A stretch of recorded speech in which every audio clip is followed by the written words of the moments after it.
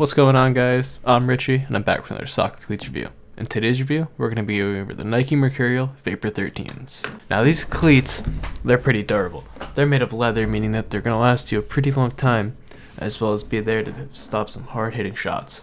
That's why they're targeted mostly towards defenders and midfielders. Now, they come in at about $245, which might seem like a lot of money, but in comparison, one of their biggest competitors, also a Nike brand, the Tiempo 8s, they come in at about $225. This just goes to show that soccer cleats aren't as expensive as they seem.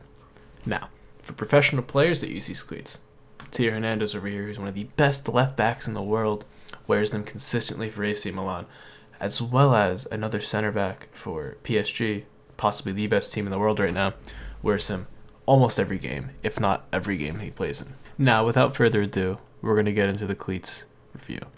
In this review, we're going to mostly be going over stuff like control, accuracy, and shooting. But mostly, we're going to focus on control, being split into two separate categories in touch and dribbling, just because of how important that is to the midfielders, which is a pretty big target audience of these cleats. We're going to first start off by looking at control. Control is the most important category when it comes to these cleats, and that's why we split it up into two categories. The first one being first touch. Now, looking at these first touches, it kind of seems effortless in a way, but that's not just the case, and I'll talk about that after we review the rest of control. But first touch, it felt really nice, and it should be for a midfielder. Coming up in the air, tossing the ball up, coming down, it felt ridiculously smooth.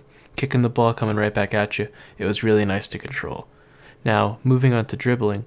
Dribbling also felt really nice. The ball felt smooth in your feet, there was little error that was the cleat's fault rather than the user's fault. And it felt really nice for the most part. Now, for control's final rating, we kind of decided that for touch, it was going to be about an 8.5. And for dribbling, it's about a 9. We said 8.5 for touch because sometimes it just felt really tough in the laces coming down and was kind of uncomfortable there. And for dribbling, the ball did sometimes slip off your feet, but overall, those very, very, very good experiences. Now, for our second to last category, we're going to go with accuracy. And well, these cleats did not cease to amaze us with how accurate they were while using them. Compared to any other cleats that we've used, these cleats were by far the most accurate, hitting the target from about 15 yards out. And we chose 15 yards because that's about the average you're going to be hitting the ball from to people. And while trying to hit the target, it just kind of felt like every ball you hit would go on target. Occasionally, the balls would go off left and right, but I'll talk about that later when we get into the rating. But it just felt really effortless and really easy to hit the target every time while using these. Now, moving on to this rating, gotta give it a 9 out of 10. These were exceptional cleats to use when trying to hit a target, and I would recommend them for anyone trying to do that. If they're trying to look to play long balls in a game, or just to pass accurately, they were very, very good. The reason we give them 9 out of 10 is because, like I said earlier, the balls would go left and right a little bit, sometimes just a little bit off target, but never, never, never by too much. So, for our final category in shooting, we decided to go with a couple of shots of the day. We didn't want to go too hard because we knew these aren't shooting cleats, but our first shot of the day, bang, top corner, we were excited. But after taking a few more shots, a couple of ones off target, a couple of ones that just went straight in the back of the net, which would be a really easy save for an actual in-game goalie, we decided that these cleats might have not been the best for shooting. So you can see here, we take another shot, and it just kind of goes in the back of the net.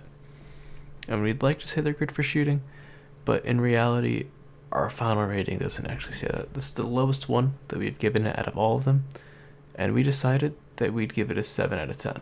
And the reason we gave it a 7 out of 10 is that, like I said, the shots just weren't flying like you want them to. There's other cleats that do it better, more lighter, open cleats, feel more like you're kicking barefoot, just a lot easier to hit shots with. And for that, the 7 out of 10 feels justified for us. Now, to wrap things up for this review, we want to go ahead and talk about comfort. Well, these cleats, while being very, very comfortable, are still not the most comfortable we've experienced. While kicking the ball and trying to control it, we felt that the laces were a little out there and a little, you could kind of feel them.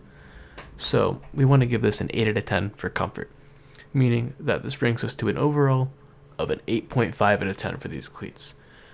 Overall, not the best cleats, not the worst cleats, but definitely, we recommend getting them if you were a defender or a midfielder looking to play.